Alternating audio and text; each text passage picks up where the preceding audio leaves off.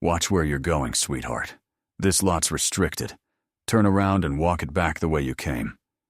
The words came out of the dark before the sun did, loud in the cold, meant to carry.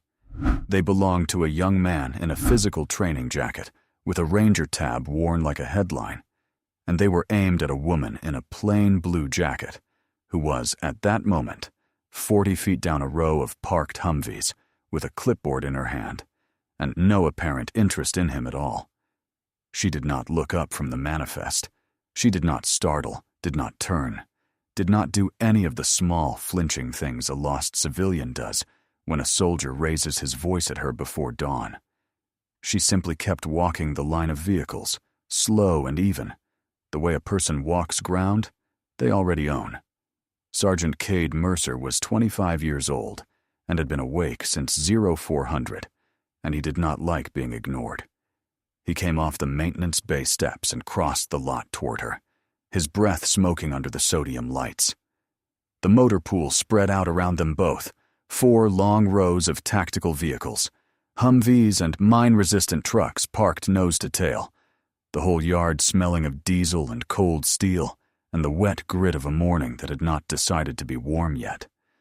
She had come in through the north gate 40 minutes earlier in a rented sedan, a day ahead of the schedule anyone had been given, and she had parked it where the visitor spaces ended and the working lot began, and she had walked in past a bored gate guard who saw a middle-aged woman in a plain jacket with a laminated pass and a clipboard and waved her through without a second look.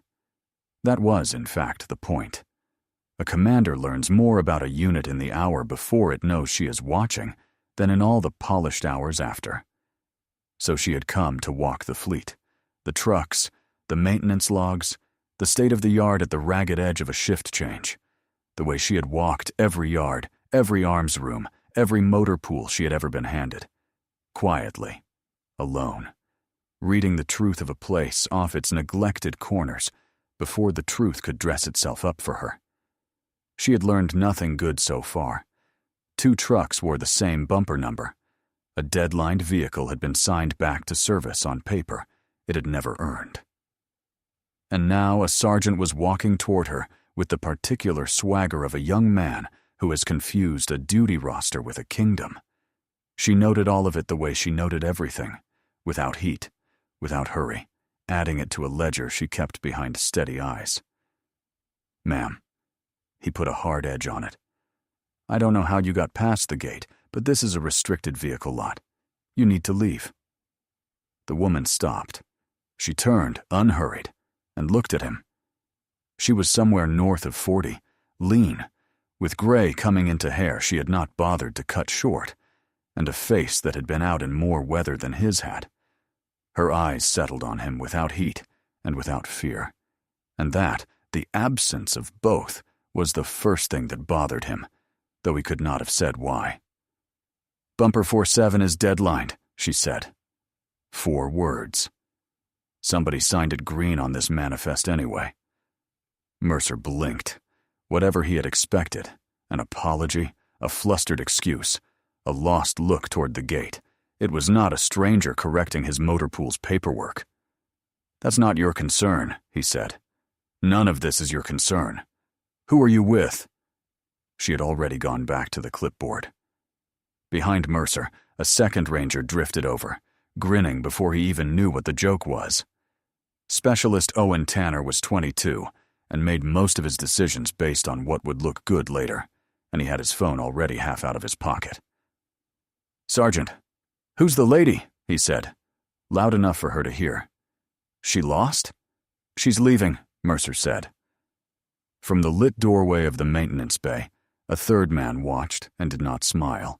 Gus Hartline had a paper cup of coffee going cold in his hand, and 26 years in the Army behind him before he had ever put on the civilian badge that made him the fleet supervisor for this yard. He was 58 now, heavy in the shoulders, slow to speak. He had walked into that bay to start the shift, and he had stopped in the door because something about the woman in the blue jacket had reached across 60 feet of concrete and put a hand on the back of his neck. It was the way she stood. That was all. She stood the way a very small number of people he had known in his life stood. People who had learned, somewhere, at some cost, that stillness was its own kind of readiness. She did not brace against the cold. She did not shift her weight. She stood in the middle of a restricted lot with 2 rangers closing on her, and she was the calmest thing in the yard. Hartline lowered his coffee and did not drink it. "Ma'am, I'm going to need to see identification," Mercer said, stepping into her path this time, close, using his size the way he had learned to use it. Right now. The woman looked at the hand he had raised, and then at his face. "I'll show credentials at the guard shack," she said. "To the desk sergeant, not to you." It was said without insult. That was the strange part. It was said the way a person states a policy. Flat, certain, closed. And it landed on Mercer like a slap, because Tanner laughed, and 2 more soldiers wandering in for first formation slowed to watch, and the sergeant felt the morning tilting towards something he was losing control of in front of an audience. "You'll show it to me," he said, "or I'll walk you to that shack myself." She set her pen down against the clipboard. She looked, for one unhurried second, past his shoulder at the long, dark rows of vehicles, at the exits, at the 2 men behind him, the way a person counts a room without meaning to. Then she looked back at him and said nothing at all, and let him reach for her arm. His hand closed on her elbow, and he pulled, and nothing happened. Not a stagger. Not a lean. Not the small, helpless stumble of a person yanked off balance. She had the weight of someone who had spent years learning to be hard to move, and Mercer's pull spent itself against her and died. He was strong, and he was young, and he had leverage, and for a half-second the physics of it simply refused him, and he felt it in his shoulder, like a door that would not open. He let go, more startled than he wanted to show. "You're going to want to keep your hands to yourself, Sergeant," the woman said. Still no heat. She rolled her shoulder once, resettling the jacket. "For your sake as much as mine." "That a threat?" Tanner said from behind his phone, delighted. "It's the weather report," she said. They started to walk, Mercer beside her, herding, Tanner trailing, 2 more falling in to see how it ended. They passed an MRAP with its hood beaded in dew, and the woman glanced at it the way another person might glance at a familiar face. "Cracked hub seal on that one," she said, not slowing. "Left front. Somebody topped off the fluid instead of pulling the wheel. You'll lose it on a long movement." Mercer stopped. "How do you? And your bumper numbers are transposed on the 2nd row," she went on. 2 vehicles wearing the same identity. That's not a paperwork problem. That's a problem when one of them shows up somewhere it shouldn't, and you can't say which." Tanner had stopped laughing. He looked at the numbers on the nearest truck, then at the manifest edge, visible under her arm, and his face did a small, confused thing. He had signed some of those numbers himself. He had walked past that cracked hub seal for a week and called it topped off and moved on, because the movement had been short and nobody had died. And here was a stranger in a blue jacket reading it off a truck in the dark, like a page she had already turned once. How'd she know that? He said. To no one. And Mercer told him to be quiet. There was a thing that operators learned early and never unlearned, and it was this. The world is full of details that only mean something to a person who has needed them. A mismatched serial number is nothing to a clerk, and everything to a man trying to figure out which vehicle drove into an ambush and which one did not. A cracked seal is a maintenance note to a mechanic and a broken axle at the worst possible moment to the people riding on it. Renner had spent her whole adult life in the world where those details cost blood, and she could not stop reading them any more than she could stop breathing. And that, more than the vocabulary, more than the stillness, was what she could not hide even in a plain jacket at dawn. She saw the yard the way a surgeon sees a body, as a set of things that were fine, and a smaller set of things that would kill you if you looked away. In the doorway of the bay, Hartline set his coffee on the step. He crossed the lot with the flat-footed speed of a big man who has decided something, and he came up on Mercer's flank and said, "Lo, Sergeant, slow down." Mercer did not look at him. "This is a motor pool security issue, Mr. Hartline. I've got it." "You don't," Hartline said. "I'm telling you, slow down." But Cade Mercer was 25, and a retired man in a fleece vest telling him to slow down in front of 4 Rangers was not a thing he was built to hear. He waved Hartline off with the back of his hand, the way you wave off a smell, and kept walking. The woman watched the exchange without expression. Then she asked Mercer a question, quiet, in the exact register of a person who inspects things for a living. "When's the last time this yard ran a full accountability check under blackout? Not the sign-out sheet. Physical hands on every serial number. Lights out, on the clock." Mercer's mouth opened and produced nothing useful, because the honest answer was that he did not know, and the woman asking looked as though she already knew that too. "Louder next time," she said, not unkindly, and kept walking. Behind them, Hartline reached the phone bolted to the maintenance bay wall, lifted it off the hook, and then stood holding it, because for the first time in a long career, he did not know who a person was supposed to call to say, "There is a ghost walking my motor pool, and one of my Rangers is about to do something he can't undo." Tanner made it a show. That was his gift and his ruin, and he had done it his whole life. Taken a moment other people were quietly enduring and turned it into content. He got the phone up and the camera on, and he started narrating, walking backward in front of the woman like a man filming a nature special. "So we got a lost grandma out here at 0545, he said to the lens. "Thinks she runs the motor pool, correcting the sergeant's paperwork." A couple of the gathered soldiers laughed. A nickname landed and stuck the way nicknames do, passed hand to hand. The contractor, the paperwork lady, Grandma with a clipboard. And 2 more early risers wandered in from the direction of the barracks, drawn by the small gravity of a crowd forming. The woman did not perform for the camera, and she did not shrink from it. She walked at the same pace she had walked the whole time, and the not reacting was somehow worse for Tanner than any reaction would have been, so he pushed harder. Mercer, feeding on the audience now, stepped in and knocked the clipboard out of her hands. It was a small, ugly thing to do. The board clattered off the concrete, and the manifest pages fanned loose across the wet ground, and a little sound went through the crowd, half a laugh, half a wince. The woman crouched. She did not snatch at the papers or fumble them. She gathered them one at a time, in order, squaring the stack against her knee, and as she reached for the last sheet, her sleeve slid back from her wrist.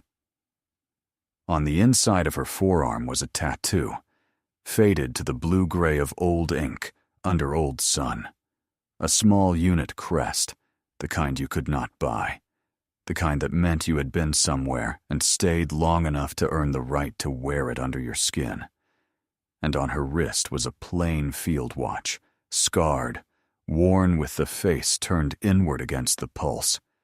Bezel in, the way a person wears a watch when they have spent time in places where a glint of light-off glass can get someone killed. Near the edge of the crowd, a young military police private named Miles Kirby stopped laughing. He was 20, and he had been laughing because everyone was laughing, and then he watched the way the woman picked up the scattered pages. Unhurried, complete, without a flicker of the humiliation the moment was supposed to produce. And something in him went quiet and uneasy. He looked at the tattoo. He looked at the watch worn the wrong way around. He took a half-step back from the crowd, out of the warm, stupid current of it, and stood at the edge, unsure. Kirby's grandfather had worn a watch like that. The old man had come back from a war he never named, and had worn his watch bezel in until the day he died. And when a young Kirby had asked him why, he had said only that a man learns to stop giving the enemy free light and had changed the subject. Kirby had not thought about that in years. He thought about it now, watching a stranger crouch in the wet and gather scattered paper, with the composure of someone for whom this was, on the scale of mornings, she had survived. Nothing at all. He did not know who she was, but he had grown up around one of them, and some part of him recognized the species, and it was standing up in him now and telling him that the crowd was wrong. The woman rose, the stack squared in her hand, and looked at Mercer, and still said nothing. If you have ever stood in a crowd and felt it turn a person into a joke, and felt the wrongness of it in your chest before you had words for it, then you already know the boy at the edge of this one had the only clear eyes in the yard. And this is the kind of story the veteran vault was built to tell. Subscribe and stay with it. Mercer, emboldened by the laughter, decided the woman was going to be walked to the shack, whether she liked it or not. He put a flat hand against her chest to turn her. It stopped being a joke the moment his palm touched her, not because she reacted, she did not, but because the gesture crossed a line that even the laughing crowd felt, and the sound of the morning changed. Mercer felt it too, and instead of pulling back, he doubled, the way a certain kind of young man does when he senses he has gone too far and cannot afford, in front of witnesses, to look like he knows it. "You're a security problem," he announced, loud, for the crowd and the camera and himself. "Unbadged civilian, restricted lot, refusing lawful instruction. I'm detaining you." He took a fistful of her jacket at the shoulder. "Hands where I can see them." "Sergeant?" The woman's voice did not rise, but something under it did. A floor dropping out of the calm, revealing that the calm had been a choice all along and not a limit. "Let go of the jacket, for your sake. I'm going to tell you one time." He heard it as the raving of a cornered fraud. "Or what?" he said. Around them the crowd had gone strange and quiet. The laughter had curdled. Soldiers who had been enjoying it 30 seconds earlier were now studying their boots, looking away, doing the oldest and most reliable thing a group of people does when one of them is about to do harm, and none of them wants to be the one who stopped it. Tanner kept filming. His grin had thinned. It is a hard truth about crowds, and Renner had seen it in a dozen countries. They will follow the loud, confident, wrong person over the quiet, correct one nearly every time, right up until the moment reality arrives to settle the account. She was not angry at the young men looking at their boots.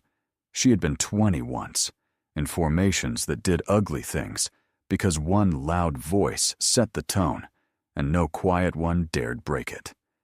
She simply noted them, the way she noted the trucks, and filed the yard's true readiness under a heading that had nothing to do with paperwork.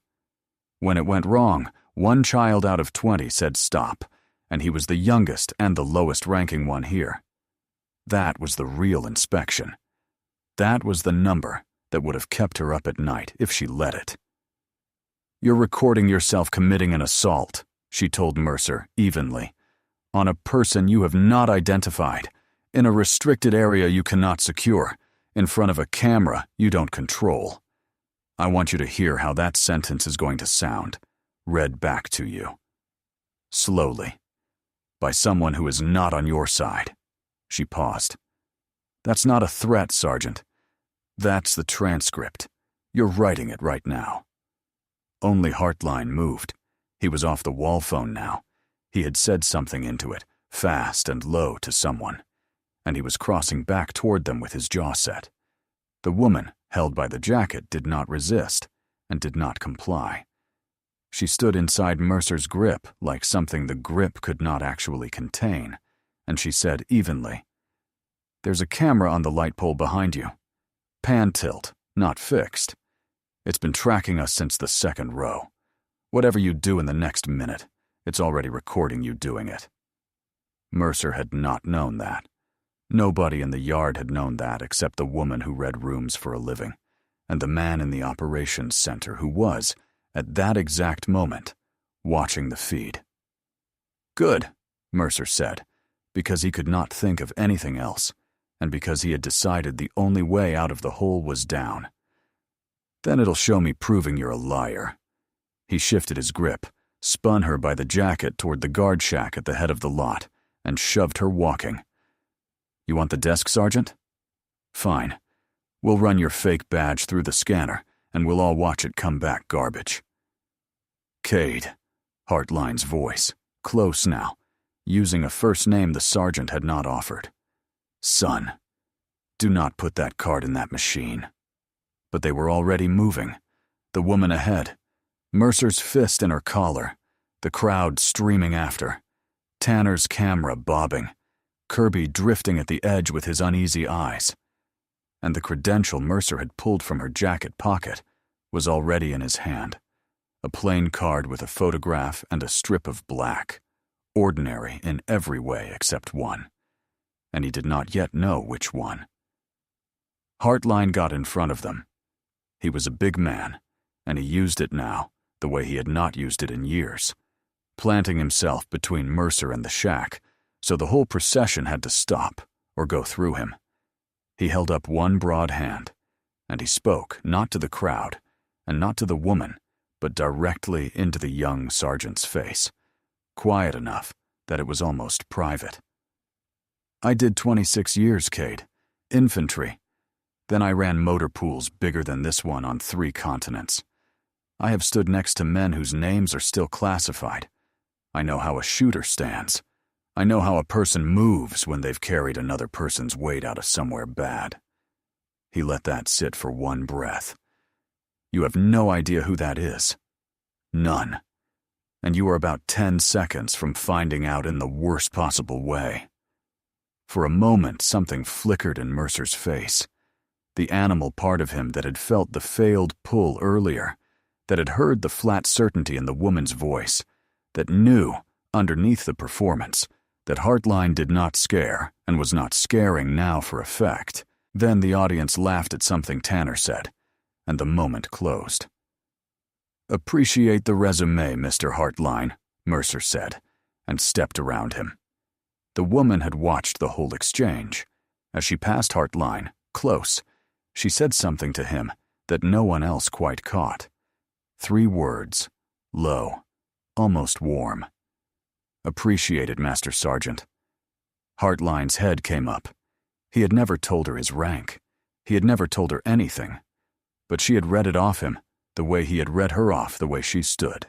The bearing, the vocabulary, the particular weight of a senior enlisted man who has spent his life being responsible for other people's lives.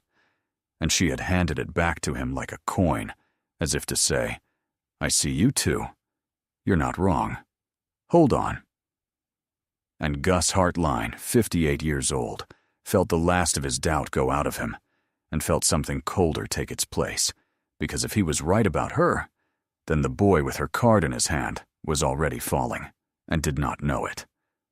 Across the base, in a low, windowless building that never turned its lights off, a duty officer in the Installation Operations Center had a screen in front of him and a problem on it. The motor pool feed showed a small crowd and a scuffle. That was a police matter, low interest. But 90 seconds earlier, a name had surfaced on a different system entirely, an arrival notification, filed quiet, flagging that a certain protected individual was inbound to the installation and was to be met and escorted, and that this individual had not yet checked in. The duty officer had a photograph next to the name. He looked at the photograph, and he looked at the woman being shoved toward the guard shack on the feed, and his stomach dropped, and he reached for the phone that did not go to the military police. He reached for the one that went to the colonel. He had been on the desk for 6 hours, and this was the first thing all night that had made his hands cold. The arrival flag had come down through channels most soldiers on the base did not know existed.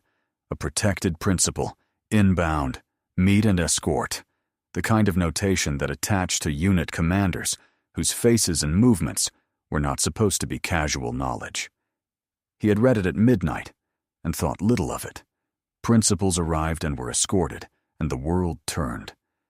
He had not expected the principal to be the woman a ranger sergeant was, on his screen, in real time, marching toward a scanner by the collar. He watched the sergeant hold up her credential to a laughing crowd, and he understood, in the way you understand a car crash the instant before the sound reaches you, exactly what that card was about to do to the machine, and he keyed the handset and started the sentence that would seal the gates before the sentence was even finished. "Get me force protection," he said, "and get me the colonel. Now. Right now." What the boy in the pressed jacket did not know, what none of them in that yard knew, is that some people are quiet, not because they are small, but because they have already survived the loudest thing that will ever happen to them. Stay with this one, subscribe to the Veteran Vault, and let it find the people who need it. At the shack, Mercer snatched the woman's credential up in front of the scanner, held it up so the crowd could see it, so the camera could see it, so she could see it, and he grinned and said, "Last chance to admit it's fake." Then he pressed the card to the reader. She was 25 years old the night she learned that stillness is a weapon. The valley had no name that anyone used, only a number and a grid, a high cut in the mountains of eastern Afghanistan, where the air was thin enough to make every step a negotiation. It was 2011. First Lieutenant Camille Renner had been in country for 4 months, long enough to stop believing the maps and start believing the ground. And on the night that made her, the ground had betrayed everyone on it. They had gone up to pull a reconnaissance team off a ridge, and the ridge had come alive. Fire from 3 sides, close and disciplined, the kind that told you the enemy had been waiting and had chosen the time. Renner's element got split. She ended up on the exposed slope with 2 men, her radio man, Specialist Theo Barnett, who was 19 and from a town in the flat middle of the country, and who called everyone servors and ma'am with a sincerity that had not yet been worn off him, and a wounded soldier from the recon team who could not walk and was bleeding from the leg in a way that meant minutes, not hours. There was no air. The weather had closed the valley to the birds. There was Renner and Barnett, and a man who would die if he stayed where he was, and 800 meters of open slope between them and the casualty collection point at the bottom. She had done the math the way she always did the math, fast and cold, and without the luxury of hope. Wait for the weather to break, and the wounded man dies of the leg.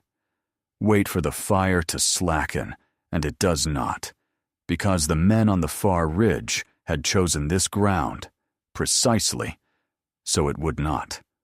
Stay, and all 3 of them are counted in the morning. There was exactly 1 column in the ledger that ended with anyone walking out, and it was the one that started with a woman standing up into gunfire with another human being across her shoulders, and she had known it, and she had hated it, and she had done it anyway, because that was the arithmetic of the job, and she had signed for the job.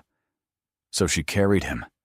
She got the wounded man across her shoulders in a fireman's carry, and she stood up into the fire because staying down was the same as staying dead, and she started down the slope 1 step at a time.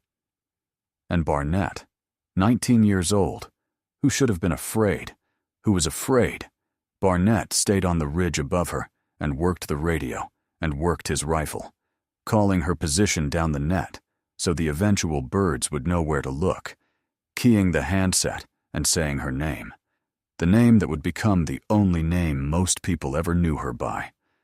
Vipers coming down. Vipers coming down with a casualty. Keep the low ground open. He said it because it was short and it was clear, and it would carry through the noise, and he said it to keep her oriented, to keep her real, to give the men at the bottom something to reach for. He said it a dozen times as she came down through the fire with another man's blood soaking into her collar, and every time he said it, the enemy on the far ridge learned a little more about where he was. She reached the bottom. She got the wounded man to the medics, and he lived. He is alive today, with a limp and 3 children and a photograph of a woman he has never been able to properly thank. Theo Barnett did not come down.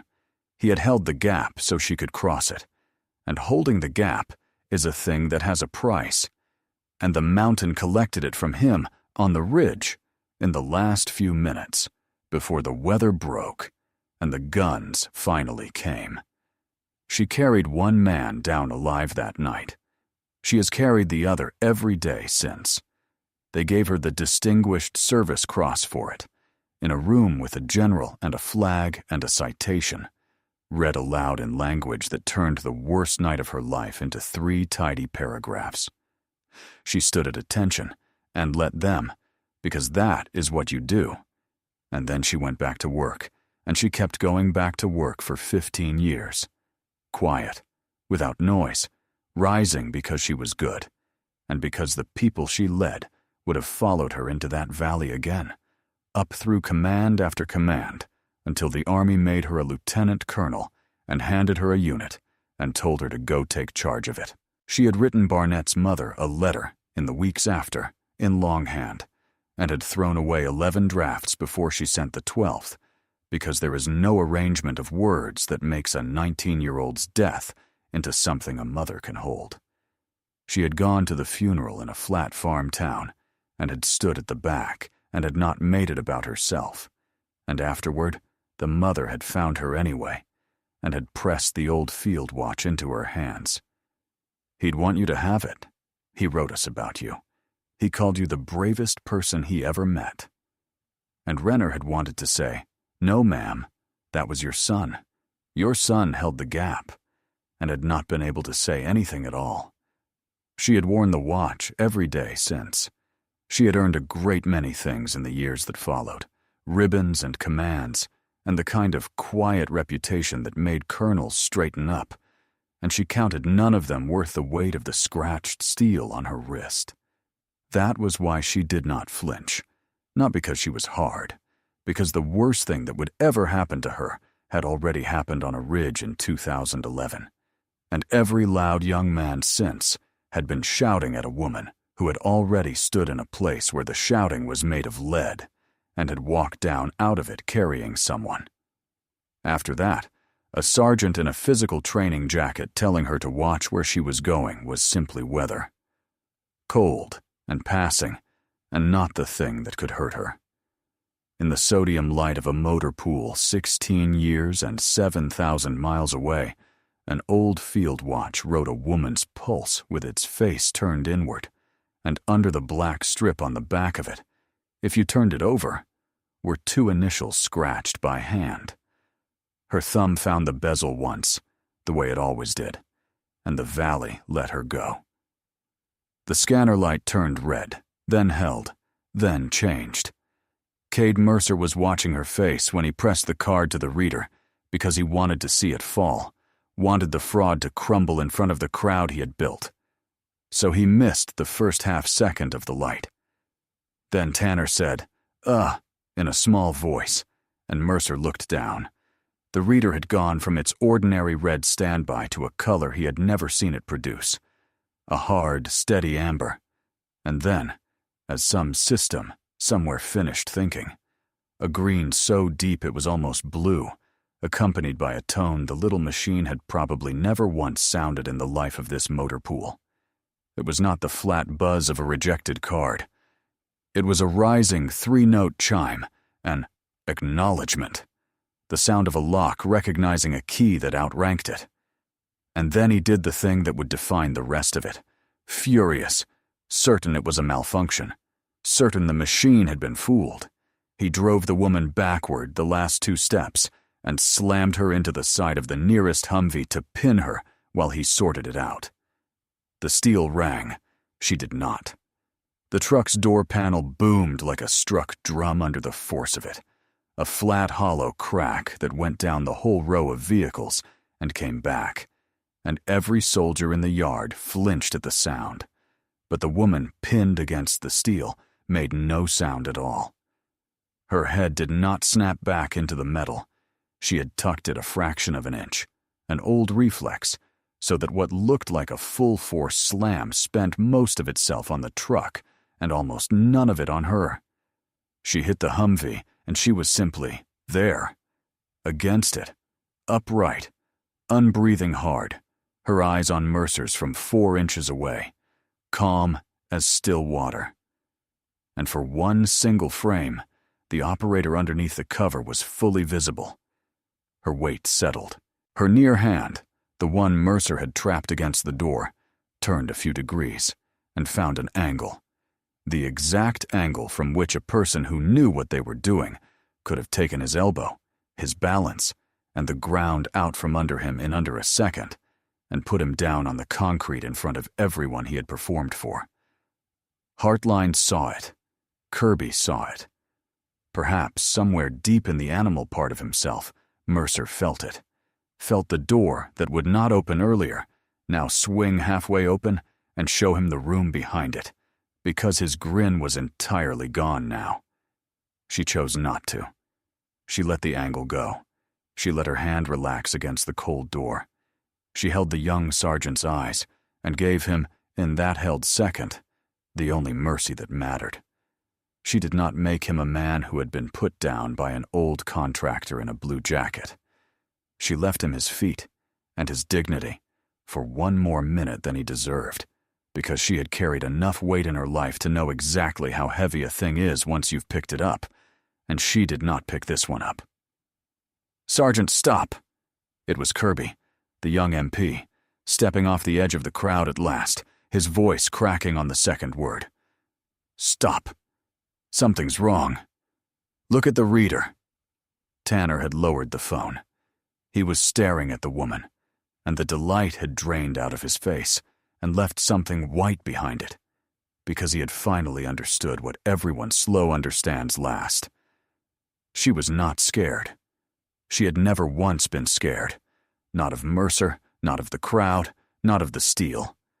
The fear had all been theirs, and they had just been too loud to notice they were the only ones feeling it. Somewhere across the base, a siren began to wind up. It started at the front gate and moved outward like a ring in water. The gate sealed first, the arms coming down, the barriers rising, the guards stepping out with a new hardness in how they stood. Then the loudspeakers on the poles crackled to life across the whole installation, and a flat, controlled voice went out over all of it at once. "Lockdown.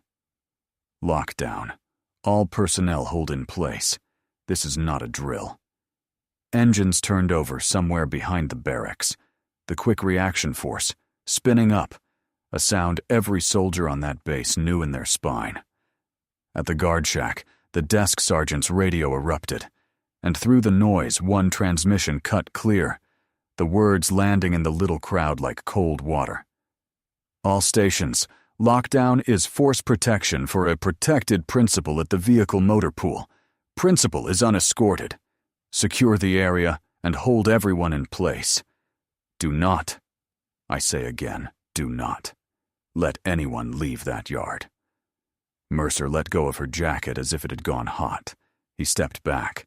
He looked at the credential still in his hand, at the green-lit reader, at the woman upright against the Humvee, and the machinery of his understanding began, far too late, to turn. Vehicles came up the access road fast, not the military police, but a low, dark convoy that moved with the unmistakable choreography of a security detail, and out of the lead vehicle before it had fully stopped came a colonel. Nathaniel Ambrose was 52 and had commanded men in worse places than this, and he crossed the last 20 feet of the motor pool at a near run, taking in the scene the way a commander takes in a scene. The crowd, the phone still up in a boy's hand, the reader, the woman against the truck. And then he saw her face clearly under the sodium light, and Colonel Ambrose stopped as though he had walked into glass, and he straightened his spine, and every hard thing in him rearranged itself into something formal and stricken. "Colonel Renner," he said, his voice carried in the sudden hush. "Viper." A beat, disbelieving, almost gentle. "Ma'am, we had you down for 0800. We sent a detail to the north gate." "Colonel." The word went through the crowd like current. "Colonel Renner, Viper aboard." Soldiers who had laughed 90 seconds ago felt the floor of the morning give way beneath them, and Cade Mercer's face ran the whole terrible distance in the space of 3 seconds. First confusion, a reflexive, "No, that's not right. She's a contractor." Then disbelief, as the colonel's posture and the sealed base and the green light all refused to be anything other than what they were. Then recognition, cold and total, as it landed on him precisely which door he had slammed a woman into and precisely whose collar had been in his fist. And last, worst, horror, the full understanding that he had grabbed, mocked, filmed, and slammed the incoming commander of the very unit he was attached to in front of witnesses, on camera, at dawn, for a crowd. Down the rows of vehicles, the motor pool came to attention.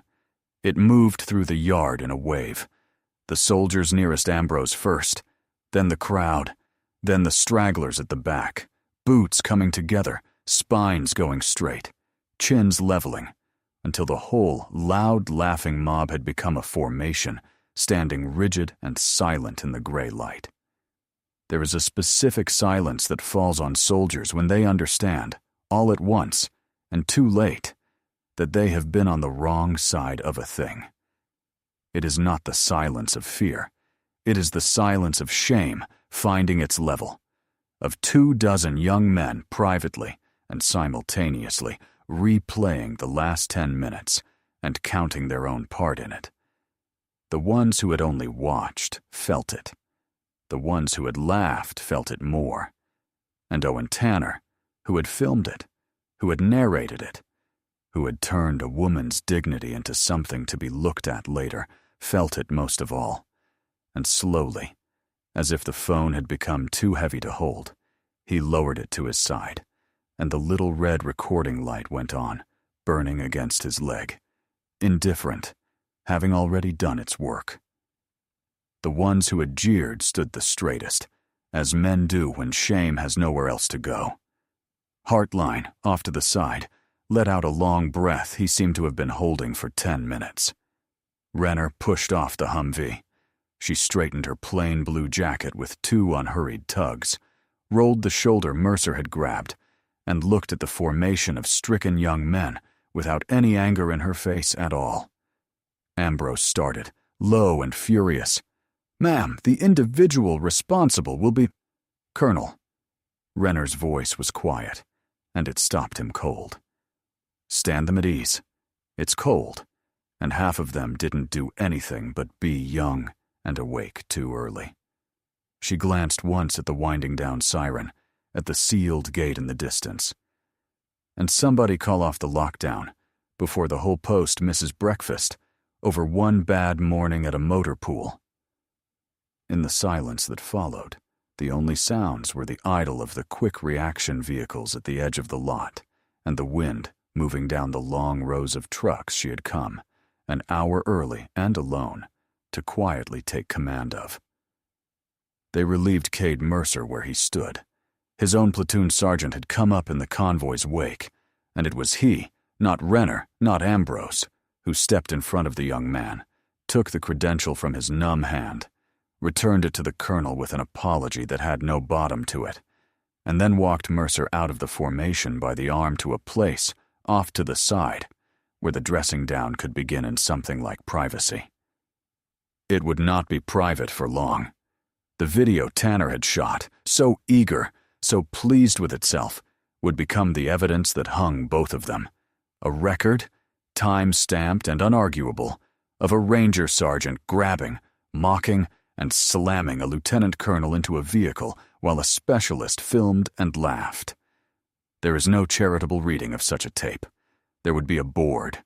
There would be consequences that followed both young men for a long time, out of their own mouths and their own hands, which is the only kind of consequence that ever truly teaches anyone anything. Renner watched the platoon sergeant lead Mercer away, and then she did a thing that surprised the colonel standing next to her. "Don't end him," she said. Ambrose looked at her. "Counsel him. Hard. Make him carry it. The tape, the board, all of it. He earned every bit of that. She was quiet a moment, watching the young man's rigid, humiliated back. But he's a good soldier who forgot to look twice at somebody quiet. I've known colonels who never learned to look twice at all, and we pinned things on them. Don't take a career off a 25-year-old for one bad morning. Take the lesson out of him instead. That's an order you can write down. If you have ever been given a second chance you did not deserve by someone who owed you nothing and felt it change the shape of the rest of your life, then you already understand what Camille Renner was doing in that gray motor pool. And it is exactly the kind of thing this channel exists to remember. Subscribe to the Veteran Vault and let this one find the people who need it. She turned then and found the young MP still standing near, white-faced, at something like attention. "Private," she said. "Kirby, is it?" She had read his name tape at some point without seeming to. "You told him to stop. You were the only one in this whole yard who said the word out loud." She looked at him steadily. "Remember that it was hard to do, and that you did it anyway. That's the entire job. Carry on." Kirby's throat worked. "Yes, ma'am," he managed, and the color came back into his face by a degree, and he would tell the story of that morning for the rest of his life. And in his telling, he would always be careful to say that he had almost not said anything at all. Then Renner walked over to the big man in the fleece vest standing apart from all of it, and the two of them regarded each other for a moment, with the particular ease of two people who had recognized each other before anyone else in the yard had a clue. "Master Sergeant Hartline," she said, reading it now off the badge clipped to his vest. "You tried to stop it 3 times. I counted." "Would have tried a 4th, Hartline said. "You were about to make it unnecessary. I saw the hand, Colonel." A pause. "Elbow, then the ground?" "Elbow, then the ground," she agreed. And something that was almost a smile passed between them, gone as fast as it came. 26 years, he said. "I never once got to be right about one of you in front of a crowd. Felt good. Felt like a long time coming." "Buy you a coffee sometime, Master Sergeant," Renner said. "A hot one. Yours went cold on the step." "I'd like that, Colonel," Hartline said, and meant it, and went back to his bay to start a shift that would be, for the rest of his working life, the one he told the new hires about, not to brag, but to teach the only lesson he had ever found worth teaching a young soldier, that the quietest person in any room has usually earned the right to be, and that a man's whole future can turn on whether he bothers to find out who he is talking to before he opens his mouth. The formation had been stood at ease. The lockdown lifted with the same rippling authority it had fallen with. Gates opening.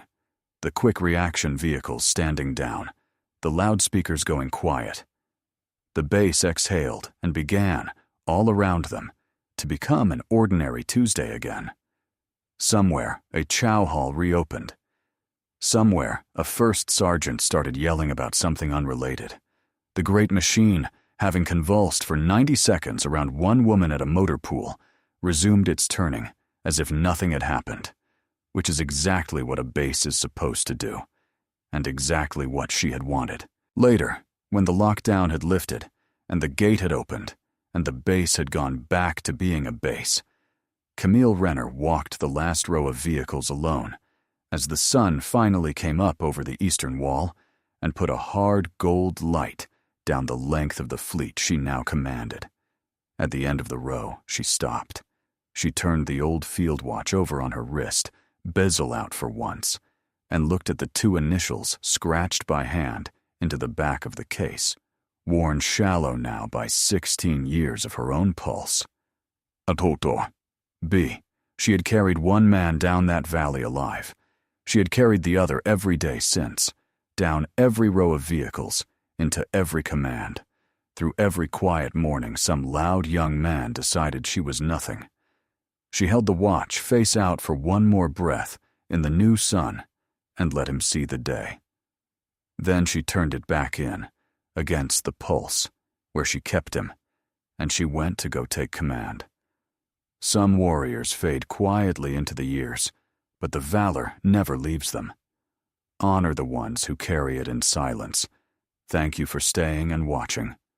Subscribe to the Veteran Vault for more.